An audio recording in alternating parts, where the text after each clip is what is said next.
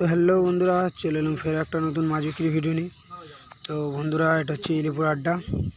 তো দেখতেই পাচ্ছ মাছের পাতায় প্রচুর পরিমাণে শোল মাছ আছে এবং গামলাতে শিঙি মাছ এবং কই মাছ আছে। তো ক্যারেটেও কিছু মাছ আছে এবং তার সাথে হাঁড়িতে আরও কিছু শাল মাছ আছে। তো মাছ বিক্রি ভিডিওটা পুরোটা দেখতে থাকো।